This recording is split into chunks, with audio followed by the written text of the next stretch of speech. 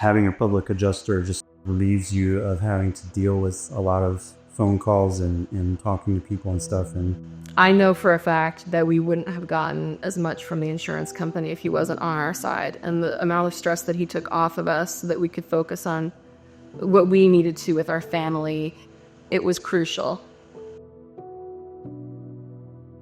It was nighttime and we were actually getting ready for bed and we were sitting in the living room and suddenly we noticed that the TV had just shut off. And then I looked to Josh and I said, "Do you smell something burning?" He got up instinctively to go check the garage, and that's exactly where it was. I grabbed the kids and the dog and ran out the front. I had to go into the house after they were done to get a few things that we would need. And it was as if like a bomb had gone off inside the house. That was the moment where it all set in, because the house is filled with smoke still. It's completely drenched from the water hoses and everything. Everything is demolished. It actually wasn't long after the accident that we came into contact with Mark anyway, and that helped ease the situation a lot. I had actually been talking to a friend about what happened to me, and she was saying, "Oh, you know what you need? You need an adjuster." I was like, "Oh," and I didn't have any idea. I talked to my mother, and she was trying to help me, and she said, "Don't get an adjuster. It's a scam. They're just going to take your money."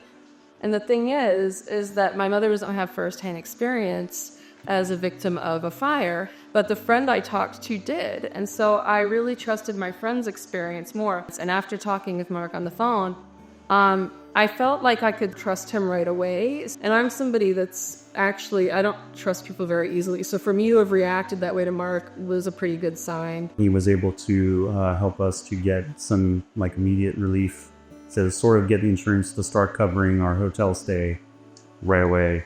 Mark took a lot of the stress and the load off there so we could focus on the basic needs. Like, we didn't have clothes. We needed to know what we were going to eat. We needed to know how long we were going to be allowed to stay in this location or that location. Just the basics. And so that was really, really helpful in a really tricky time. We eventually transitioned to a rental home, not just a townhome, like an actual house. And we were there for about a year, and that was paid for by the insurance, and that's over now. And so we do have our own home again. For me, I would say through the process, Mark was professional and friendly. It was always evident that he was caring towards us, and just, I would say, very moral. Like, you could tell that he was very honest in the way he conducted business. When you're with him, you feel like he knows how to do things by the book, and it makes you feel safer with him because you know that he is an honorable person. I had to go back to work during this process, and trying to work long hours, and the thought of having to then go home and try and be on the phone with people for more hours, it was really good relief to have someone be able to handle that for you.